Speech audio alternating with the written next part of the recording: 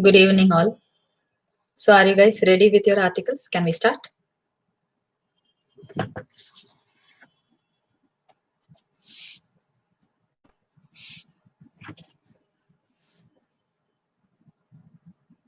Or should we wait for some time? I think it's 6 o'clock. Only if we start now, 30 minutes we'll be able to finish something. All right, I'll just go ahead and start. So, we will start with POXO. Okay, Protection of Children from Sexual Offences Act. POXO. All right. Possible questions in this are child sexual abuse can be asked, POXO per se can be asked, or role of a pediatrician in a case who's coming with sexual abuse. So these are the ways in which the questions can be modified. Okay, so we will see what is in the article, then I'll give you the extra points. So what is child sexual abuse? Sexual abuse is any form of victimization, sexual victimization of children. What do you mean by sexual victimization? It can be an actual act of sexual intercourse. It can be penetrative or non-penetrative, or a sexual harassment, or commercial use of children for pornography, or showing them pornography. Any form of this is called as a sexual victimization, a child sexual abuse. So in order to protect the children came the POXO Act. POXO, P-O-C-S-O. POXO is Protection of Child from Sexual Offences Act. Okay, so that is POXO. It came in 2012. So what was the need for this POXO? Write down these points. These points are not there. Okay, the reason why the POXO came into act was the Indian Penal Code that is usually there in existence does not provide action against all sorts of sexual offenses. There's no difference between adult versus a child victim of a sexual offense. There is no protection for male victims. Male children are generally not considered as victims of a sexual offense. And unnatural offenses were not covered in our Indian Penal Code. These are some of the reasons for bringing out this POXO. So what are the reasons? I'll repeat again. It does not protect or provide against all sorts of sexual offenses, especially unnatural offenses are undefined. So those do not come under the Indian Penal Code at all, and they may not get punished at all. And there's no difference between an adult victim versus a child victim. A child victimization is very, very bad compared to an adult victimization. And there was no protection for male children. Hence, the need for this POXO. This POXO came in 2012. Okay, so before that, it was only IPC. After 2012 came POXO, and 2018 there was an amendment, and 2019 there was an ordinance. So we will discuss about that later. So this is the introduction for your sexual abuse. So what is sexual abuse and why did POXO come into play? So if a child is coming to you with history of sexual abuse, what are you supposed to do? So every case of sexual assault should be considered as a medical emergency, and they should be treated irrespective of whether they have gone to give a police complaint or not. Okay, it does not matter. It does not matter whether they go to a government or a private medical facility. Every child should be treated free of cost. Okay, and it should be emergency attending. Suppose they come with a police complaint or a court order, then you can go ahead and examine the child.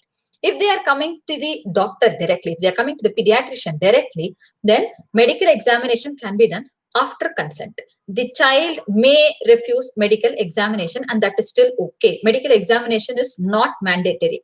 What is mandatory is reporting. Okay, not reporting a sexual offense of a child is considered for punishment of up to 6 months and or fine. Okay, so this is one of the mandates of POXO. All right, so the child may come to you with history. Child and parent may come to you with history, but they may refuse examination. That is still okay. Okay, you can document that the patient has refused medical examination, but what is not acceptable is refusing to report to the police. So reporting is very, very important. So remember that point. If they do not want examination, you will document that. If they do not want to make a case, then also you will have to document. You will put a MLC, okay, and you will get a sign for refusal to register a case. So this is important because in future, if they want to go ahead and register a case, you will still have records. All right. Then medical evaluation of a child who is subjected to a sexual abuse. So what are the things? 4 things. HEIT, correct? History, examination, investigation, and treatment. So first you need to see the age of the child. So in order to ask history and examination, if the age of the child is less than 12 years, the parent or the guardian are the ones who are going to give you consent, history, etc. If the child is more than 12 years, consent of the child is very, very important for medical examination.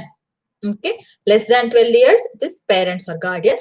More than 12 years, it's going to be the child who is going to give you the consent. Next, in history. History should be a facilitative, non-judgmental. All right, you're not going to judge the child. You're not going to say, oh, this happened. No. No sorts of emotions are going to be given to the child. All right, so it should be a very, it should be asked in a very empathetic manner. It should be asked in a very non-judgmental manner. All right, you're not going to say it is too bad or too good. Nothing should be told, and you should ask in a very, very calm way, composed way, without showing much emotions. All right. And during history, the other things that you're supposed to note are the family's background. How was the child brought up? Where is the child going to go? The child's mannerism while the child is giving you history. Whether there are indicators in the demeanor that will suggest that there has been an abuse.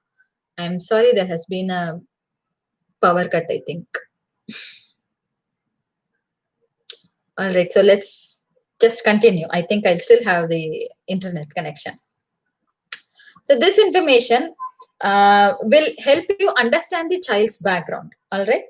The names of the child that the child uses for representing body parts is important to note. So it can be different in different cultures. They may use the actual anatomical names. It's very, very rare. But what they use in house should be documented. And the child's behaviors during representing those names is very important. So these are the things in your medical history. The family's background, the developmental level of the child, what the child uses to represent names, and in child's own words, the history should be recorded. Okay. And if there is any past medical history that is suggestive of abuse, that is also supposed to be noted. And in history, when all of this is complete, last you will specifically ask for any injuries, bleeding or discharge at the perianal region, periurethral region, perivaginal region, depending upon the sex of the child. So this is your history. What about your examination? See, doctors are legally bound to examine and provide treatment to survivors of sexual violence. It's important to report, document, and collect evidence. All right. So police personnel should never be present when you're doing an examination. Who should be present is the mother or a guardian that the child touched. Preferably, a female child should be examined by a female physician or a female pediatrician. Suppose the mother or guardian could not be there, or there is nobody for the child, then a person will be allocated by the head of the department. So that person will come there and be there during the examination. So the elements of physical examination are: the child should be calm, child should be in an appropriate position for examination, which is the frog leg posture or a knee chest or a left lateral decubitus. First, your regular inspection will be done. Okay. See what is happening in the anogenital area. You look for signs of infection, injury. Next, examination of the external structures, mons pubis, labia majora and minora. Then examination of internal structures. Internal structures you will do by means of using a colposcopy or a speculum. Then, if required, specimens will be collected. Ideally, the specimen collection from the site and from the dress or skin will be collected if the abuse has happened within 96 hours. Beyond 96 hours, then it's less likely that the child is going to come out with any of these specimens coming to be positive. Okay. So this is about examination.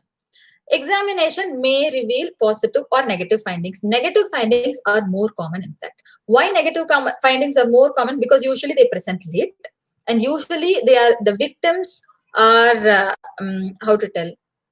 assaulted by people who are actually in charge or people who are close to them. So they generally do not leave any external injuries. There are no external markers to suggest that this child would have had a penetrative assault, because sometimes it may be a non-penetrative sexual assault. And mucosal tissue in children can be very elastic, resulting in just distension and not tearing and injury. So these are the points in your examination. What about investigations? Investigations you are going to do mainly to collect specimen. Yes, one. Next, to see if the child has contracted any infection. It can be a bacterial infection or it can be a sexually transmitted infection like gonorrhea, chlamydia, syphilis, trichomonas. You will look for herpes virus. Then you will definitely do a serology for HIV. Then your forensic evidence to find the perpetrator. These are investigations. Forensic examination, as I said, within 96 hours of sexual contact, you should be able to collect. You will be able to know whether the sexual act has been attempted and completed or attempted and not completed, if there is any injury, and age of the attack, since how long before the child would have had this attack. Treatment wise, you will treat sexually transmitted diseases. If the child is post menarchal, then there's a risk of pregnancy, then you will give oral contraceptives to the child for emergency contraception. Emotional support, not just to the child but also to the family. You should document properly, report to the respective authorities, and refer them to a mental health specialist to help them overcome this acute stress period. So these are all the HEIT, history, examination, investigation, and treatment point of view to a child who is going to come to you with sexual abuse. So this is the answer you will write if the question is a pediatrician's role in child sexual abuse, or a child coming to you with sexual abuse, and what are the next steps that you're going to do. Okay. If something on POXO is asked, so POXO, you will write what is POCSO. Then you will write the important points. Okay. So POXO Act was started in 2012. The reason being IPC did not cover everything. It has got 9 chapters and 47 sections. Covering everything in your answer is very difficult. Okay. So what you will write is only the important points. The points that we discuss now should also come in POXO. Apart from that, let me take it. Yes. So the important salient features of POXO are these. A special court is there for taking care of child sexual abuse cases. Ideally, they should dispose of the case between 6 months to 1 year and not beyond that. Next, second salient feature is mandatory reporting. If mandatory reporting is not done, then 6 months to 1 year, there can be imprisonment with or without fine. If a false report is filed, then also it will be amenable to punishment, but of lesser severe degree. Third is special procedure. What is special procedure? Special procedure is recording of the complaint, statement will be taken from the child, and evidence will be collected. So these statement collection, your complaint recording, all will be done by a female police officer. Female police officer who is not less than a SI rank. They should not be in police official uniform. They should go to the house and take, not in the police station. Okay, preferably in the presence of parents. In child's own words, it will be recorded. Again, it will be taken in a very non-judgmental manner. These are the important points on how to record the complaint. And there is a provision for compensation. Compensation will be taken from the accused. Okay, so the accused, after going to court, they will tell this much amount of fine, that is equal to the medical compensation that is required for the victim, the mental stress that they have undergone. So a suitable compensation will be decided by the court and the accused will give to the victim. This report to special juvenile police unit. The reporting should be done to a special unit, which is a juvenile police unit that is there in every district, or you can do it to the local police station, or if these two are not possible, you can contact the child helpline, which is 1098. Easy to remember, no? 10, 9 and 8. So 1098 reporting is not considered as reporting. It is just facilitating of the reporting. So they will help the doctor get in touch with the police people. So these are the salient features of POXO. What are the punishment for offenses? Punishment depends upon the severity of assault. Okay. So it can be a penetrative sex, which is explanative in itself. Then it can be aggravated assault. What do you mean by aggravated? Okay. So the term aggravated means it's usually done by a person who's in a position of trust. Okay. So if the assault is done on a mentally ill child, if the assault is done by a person who's in trust position, it can be a teacher, it can be a parent, it can be a relative, it can be a police officer, army officer, doctors. So they are all in a position of trust. So if they do a sexual assault, then it is called as an aggravated sexual assault. If the child is less than 12 years, if some deadly weapons were used, or if more than one person was involved, all of these constitute aggravated sexual assault, and the punishment is more severe. Say for if just a penetrative sexual assault is 7 years with or without fine as a minimum punishment. Aggravated assault will have 10 years. Okay. So these are the common punishments for different offenses. The intent to commit is also considered as an offense, even though if it is not complete. The punishment duration will be half that of what would have happened if the act was completed. And punishment is also there for abetment.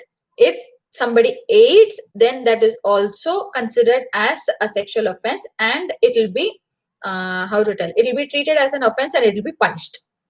The amendments that came in 2018. So 2012 to 2018, there was no change. These were the salient features. But what did not do well was less than 16 years, less than 18 years, everybody were considered same.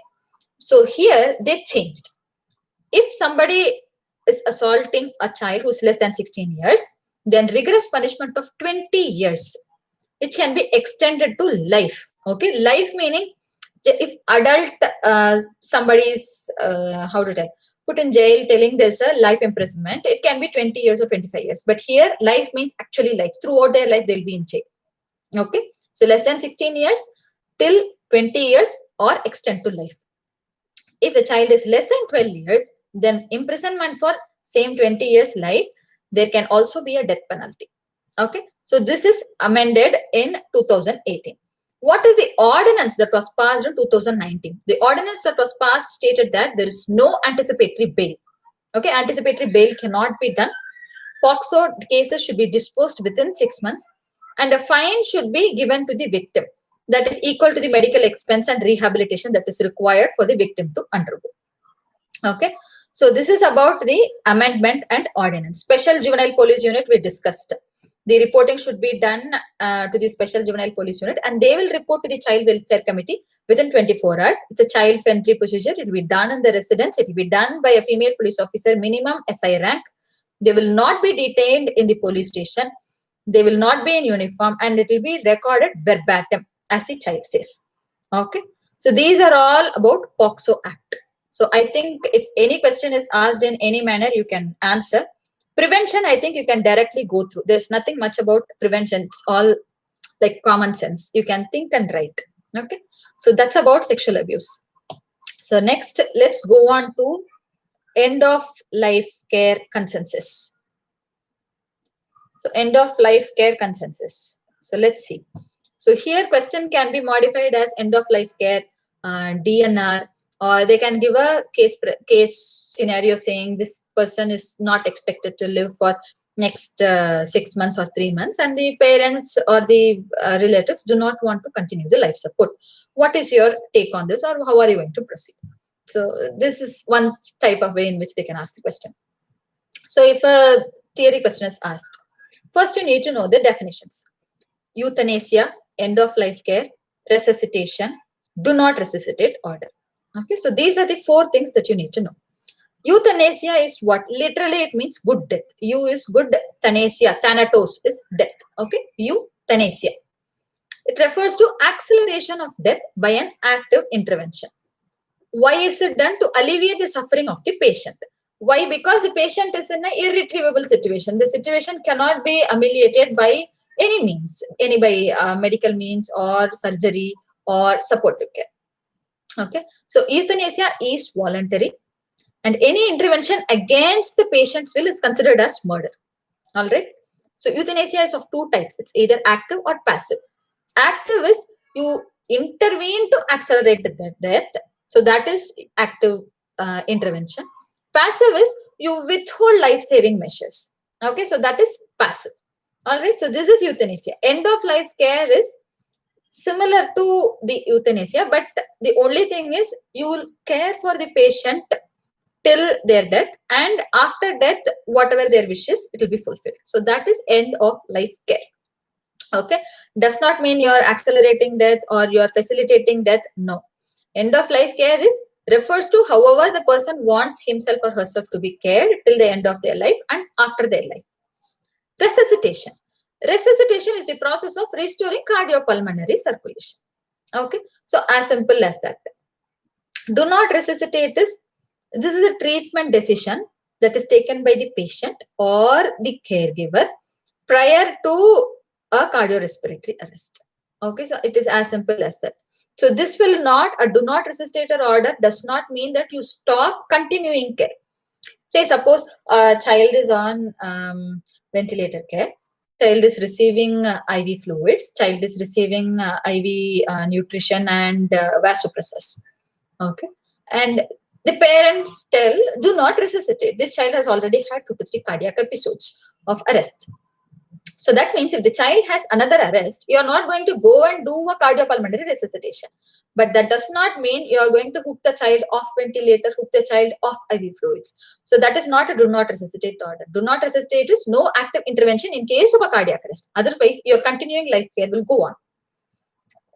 So skip to why do we need this end of life decisions? Okay, so there are many situations where the patients with irreversible disease or end stage disease, they continue to remain on ventilation. Okay, it's difficult for the not just the patient, it's the patient's family, doctors, nurses, the healthcare system as a whole. So what are the conflicts that we are dealing with when we are dealing with the end of life care decision? See, you are continuing a prolonged vegetative state, which is difficult for the patient and family. And for the patient, it lowers the dignity of death. It takes away their personal decision, okay, their autonomy in deciding when, how they want to die. There may not be a chance of improvement, but you're just utilizing resources which may be used for somebody else who may, who has a better chance at salvageability. And it's a significant burden for the family, both financially and mentally, to deal with somebody who's continuing to be in a vegetative state. So these are all the reasons why we need a set of decision-making policies to decide when to initiate this end-of-life care policies. So that's why the process came into being. So skip the process of forming guidelines and come to end-of-life care in page 3. So end-of-life care is defined by the National Council for Palliative Care UK as helps all those with advanced, progressive and incurable illness to live as well as possible until they die. Okay, so as much as possible, you keep the patient comfortable till they die. That's all, the simplest thing. It enables the supportive and palliative care needs of both patient and family. It will help in management of pain, provision of psychological, social, spiritual, and practical support to the patient and family members. So this is what it means to end of life care. The ethical principles that are involved are 4: autonomy, beneficence, non-maleficence, and distributive justice. What do you mean by each of these terms? Autonomy is the patient's right to decide when and how and where they want to die. So that is autonomy.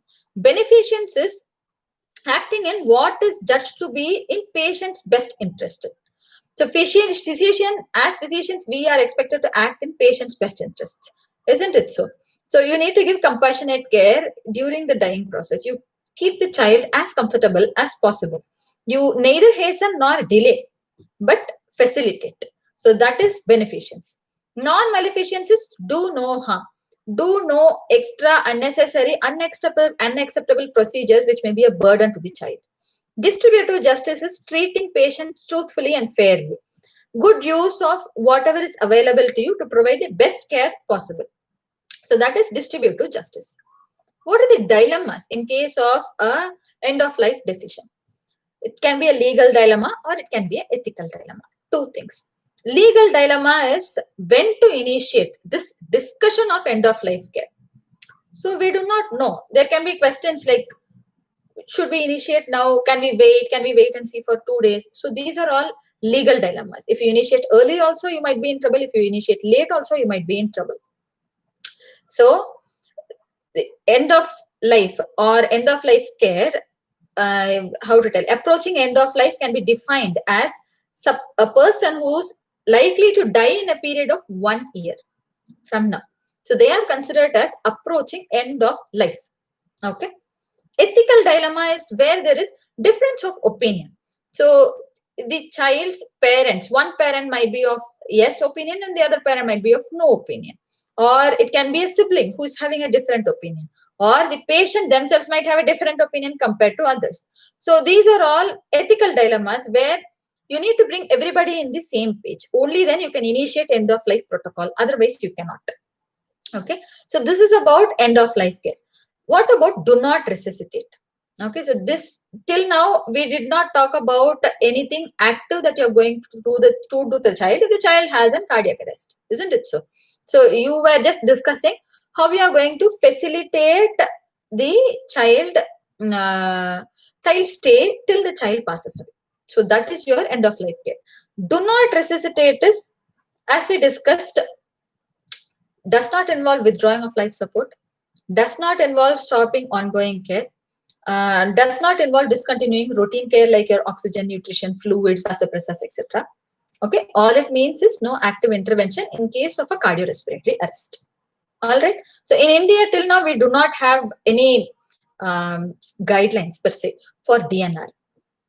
There are two terms in relation to DNR that we need to know. One is withholding life-sustaining treatment. The other one is withdrawing life-sustaining treatment. It looks very similar. Actually, they are very different. Withholding life-saving treatment is you stopping initiating a ventilation, stopping putting a central line, stopping giving a renal replacement therapy to a patient who is not salvageable. Okay, to a patient who will not recover. So that is withholding. You are not initiating anything. Okay, but this should be done only after consent. This is another important point. Okay, so prior to initiation, you will take a consent. And when you are taking a consent, you are going to tell the pros and cons and possibility of recovery of the child. So if then the parents or the guardians do not wish to continue with this life-saving method, then that is a withholding life-sustaining treatment measure. But if they insist to continue, yes, you will still continue after explaining the pros and cons of it. Withdrawing life-sustaining therapy. So this is more difficult, and this should be done only after repeated and consistent discussion with parents and guardians. Okay, it should not be done without discussion. Everybody should be on the same page. Everybody should concur with your decision before proceeding with withdrawing of life support. Discussion should ideally involve a senior member who is used in discussing these sort of things. If the family members want somebody from their community to be there, yes, they should be there. If they want somebody from their family to be there, yes, they should be there. Because in India, the decision makers generally need not be the parents per se. It's usually the relatives or some known person in their community. Okay, so if they want those persons to be involved in the decision-making process, yes, they should be included in the decision-making process. All right. And withdrawal should never be done just to facilitate use of the equipment for another patient. That's also wrong. All right. Just because somebody needs it, you cannot withdraw this patient from life support and use it for another patient. So who are the candidates with whose parents or guardians you can discuss about the possibility of initiating a DNR? Where the box 2 is what we are going to discuss now. Where the life-sustaining treatment is ineffective or futile, it's not going to help. The patient has had prolonged unconsciousness and patient is unlikely to recover. Then yes. Terminal condition for which there is no definitive therapy. Patient has a chronic debilitating disorder where resuscitation burden far outweighs the risk of benefits. Where medical treatment is not useful at all. Or the factor may be unique to the patient, where the patient has made an already informed will and refuses a CPR. Okay, so these are all advanced directive. So what this means is advanced directive. Even before they go into such a situation, they will make an advanced will stating that I do not need any active intervention in case I go to a stage where I may not recover. So the patient will make that decision. So these are all the candidates who are who can be expected to, I can't say expected, who can be considered for DNR and can be discussed with the parents. Who are not candidates for DNR, you should not be activated for patients who are unable to pay. The outcome is doubtful. You do not know if the patient is going to recover or not, then don't initiate DNR. Always give the benefit of doubt. Always work on the child till whatever is possible within your means. If there's a conflicting opinion among family members, do not initiate DNR. If responsible next of kin is not available for the decision, then also you cannot initiate a DNR. And if written consent, they are refusing to sign a consent form, then do not initiate DNR, because everything is medico legal. Everything needs to be documented. Without a documentation, do not proceed to the next step, especially in sensitive matters like these. Okay. So DNR issues in neonate is another ball game altogether, because neonatal decisions has to be taken by the parents. It has to be taken in the background of what sort of setup the child is in. Okay. So here, very simply put, at the time of birth, you will decide or you will think about a DNR if the child is having congenital anomalies that are incompatible with life, or maybe compatible with life, but the child will have a very, very poor quality of life. Okay, then it can be considered. If the patient has already received a prenatal diagnosis, then you can discuss with parents as to what could be done when the child is born. And after the child is born, also the treatment decision might vary, and that also has to be discussed. So in case, see, you saw something in the prenatal ultrasound that was suggested that the child will not recover at all. Child has a poor prognosis. But after birth, you deem the child to be having a survival chance, then give the chance to the child. Okay, so this also has to be discussed with the parents, and you should take a signature. So it varies from time to time. Even a DNR or an end of life care decision has been signed, then there is always chance to revisit the decision. Okay, so down the line, if they want to revisit it, then sit with everybody, discuss, document what was discussed, and take signatures of the doctors, the nurses, the parents, whoever is present there. Okay, so because everybody has been involved in the decision making process. Right. Coming back to the neonatal DNR. So this is the important points. And gestational age wise, see, more than 24-week gestation are regularly surviving. If they are in a good tertiary care setup, then yes, even beyond 24 weeks, resuscitation will be initiated and the survival chance will be given to the child. So what is given in this article is, if the child is not able to reach a tertiary care facility, if the baby is in a peripheral center like SNCU, then below 28 weeks may be considered. Okay, personal opinion, not given in this. May be considered is the statement given in the article, but I feel even below 28 weeks do have a chance of survival. And decision in neonatal units, they speak about the same. Then criteria for brain death. If you want to declare a newborn brain death, then it depends on the age of the child. Clinical examination and apnea test should be conducted twice at an interval of 24 hours for neonates and 12 hours for children beyond 1 month to 18 years of age. So that is how you will say that the child is brain dead. And PaCO2 raise above the baseline up to 20 millimeter of mercury has to be documented. Then counseling, preparation, responsibility are things that we discussed in short. So the easiest way to go about counseling for your theory writing is, go to the front of the page where you have the recommendations. Very beautifully, 10 points of recommendations are given for DNR. So those are the points that we discussed that you need to write. The same points are given there. Okay. So first, the team will come in agreement whether this has to be discussed with the family. If they are in agreement, they will go to the family and discuss. And family, who all need to be there, will be there. Okay, so the parents, close family members, somebody from the community. If they want a specific doctor to be involved in the decision-making process, yes, the doctor also will be involved in the decision-making process. Everything will be discussed transparently. The pros, cons, what could happen, how long it can take. Everything will be discussed. Everything will be documented, signed, and if this decision needs to be revisited in the future, then also that will be done. Okay, so these are the DNR recommendations by Indian Academy of Pediatrics. The hierarchy of decision making is something that needs to be thought about. Okay, there's no actual description of hierarchy in as far as Indian setup is concerned. Okay, so hierarchy is only for inheritance of property, not for decisions like these. So here, if patient himself or herself can make a decision, is competent, then they will be the first person to make the decision. If not, if there is an advanced health directive, then that can be used. That is generally not there in Indian setup. If that is not there, the guardian. Okay, so the enduring guardian will take the decision. If that's also not there, then general guardian. Okay, so in India, generally enduring guardian recognition is not there. So whoever is taking care of the child will become the guardian. If it's an older child or an adult, then it is spouse. If an older person is there, then next to spouse will be child, then parent. So in that order, the hierarchy goes. Then review of DNR orders, process of consent and documentation. All of these we have discussed. I think if you write this much, this is more than enough for do not resuscitate question or end of life care question. Next, coming to Gaucher's guidelines. So we are again over time. Within 10 minutes, I'm trying to complete, but I'm not able to. All right. So Gaucher's, let's see if we can do it in 10 minutes. All right. So what do you know about Gaucher's disease? Gaucher's disease is the most common lysosomal storage disorder. It is secondary to a deficiency of acid beta glucosidase. This deficiency of acid beta glucosidase results in accumulation of glucosyl ceramide. All right. This glucose cerebroside or glucosyl ceramide accumulates in lysosome. Lysosomes of tissue macrophages especially, or reticuloendothelial system.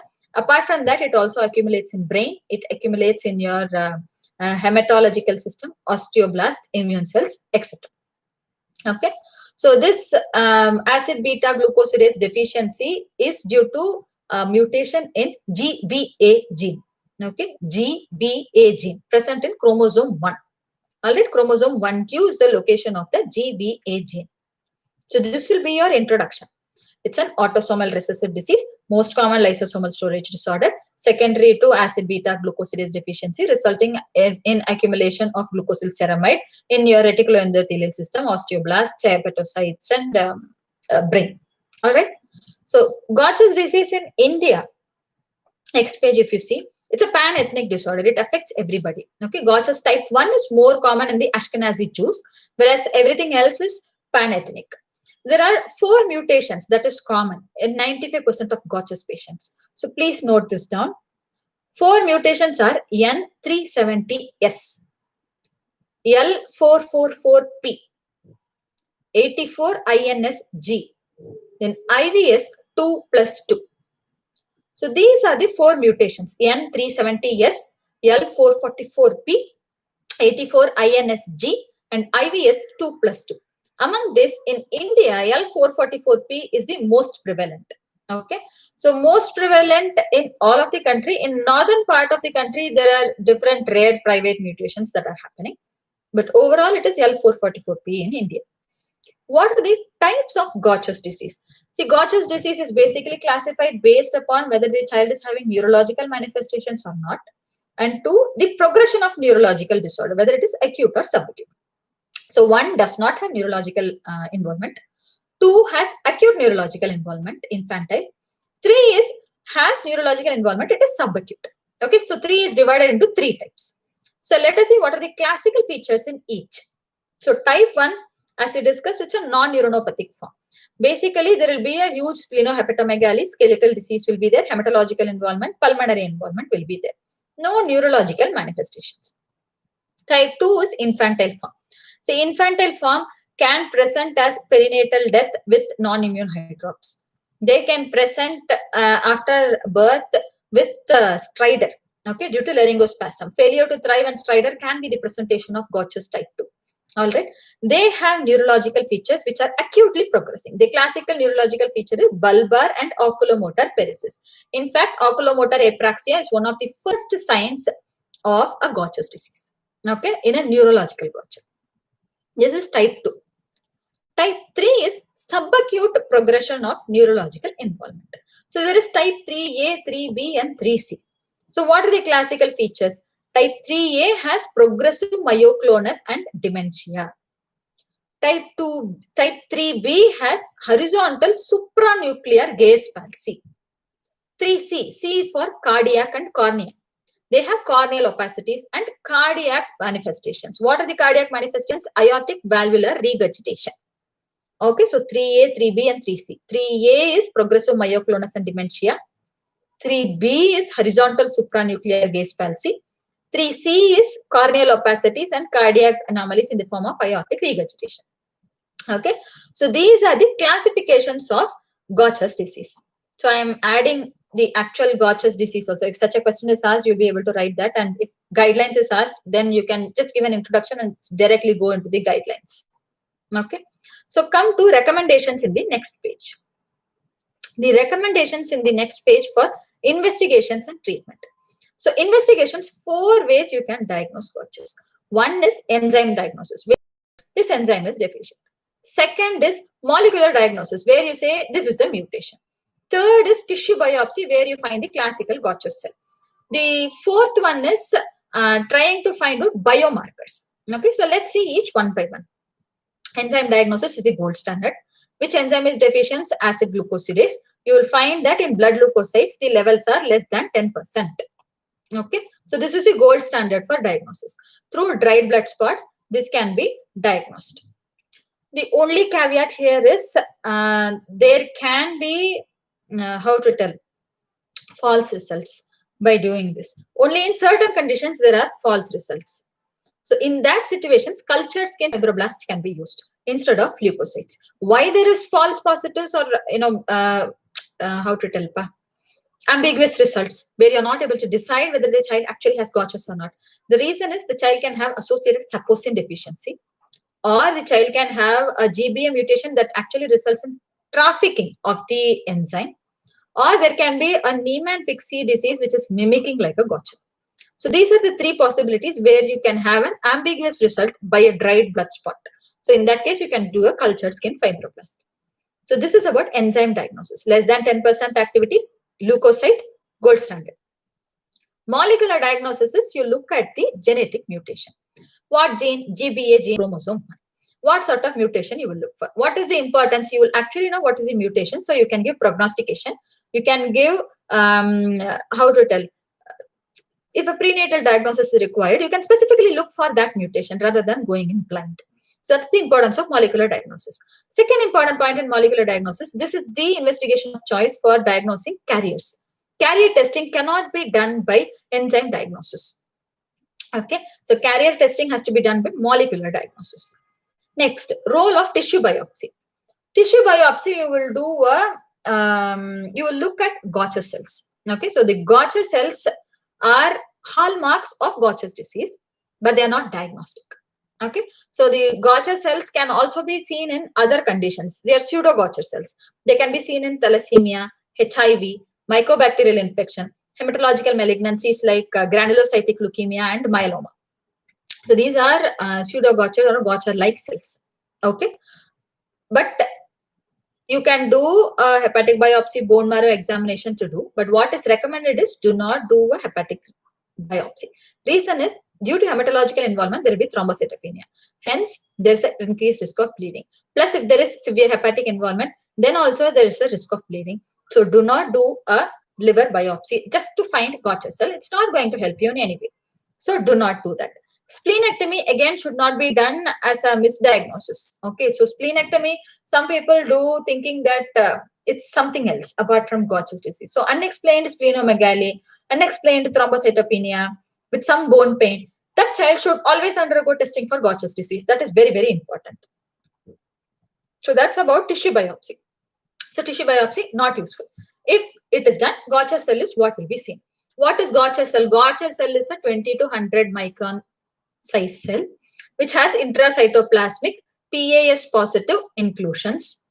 Okay, it gives a wrinkled tissue paper appearance. This is a Gaucher cell seen in Gaucher's disease. Okay, 20 to 100 micron size cell with intracytoplasmic inclusion resulting in a wrinkled tissue paper appearance.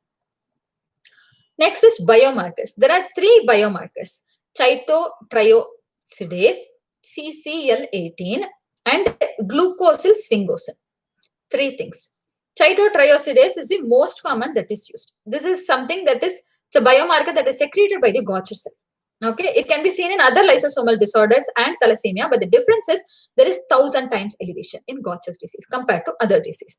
The only caveat here is if the patient is having a polymorphism in CHIT1 gene, then the rise may not be as significant as expected in any other case of Gaucher's disease. So in that case, you can use a CCL18, but CCL18 is not available in India.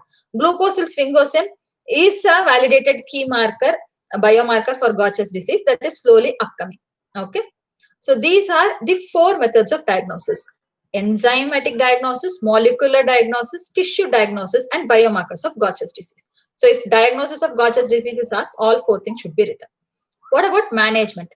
Management, again, see, investigations wise, you have already done a molecular diagnosis and your enzymatic diagnosis to find.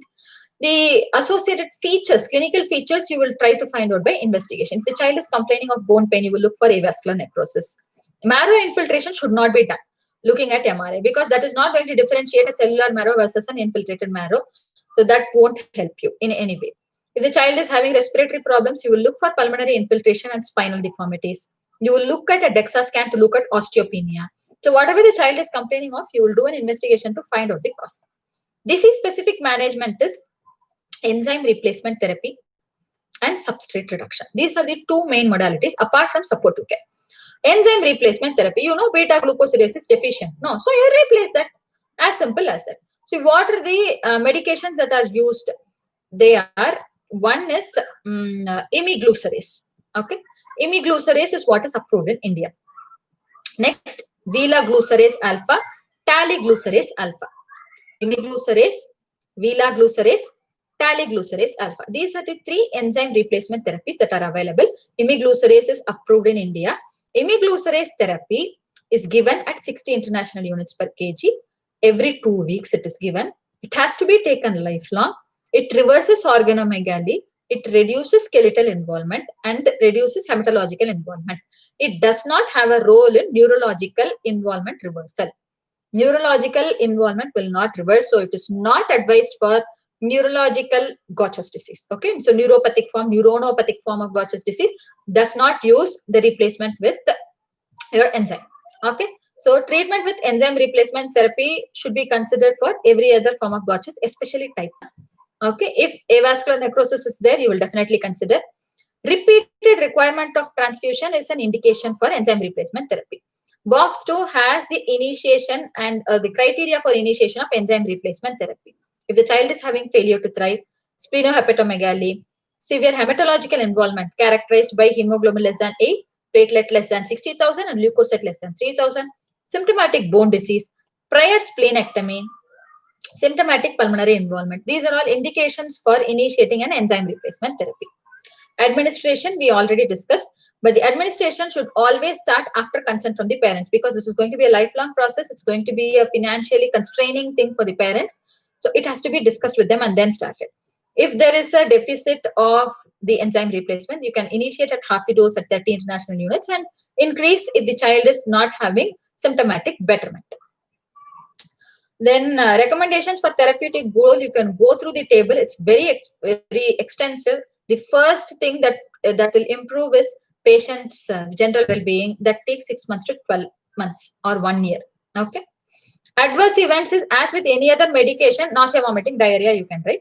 Since this is a recombinant thing, you can also write some fever, rash, headache can be associated. Substrate reduction therapy, 2 medications are approved. This is oral. Enzyme replacement therapy was IV. This is oral. Miglustat and the other one is eliglustat. Okay, so these are all oral replacement therapy, oral substrate reduction therapy.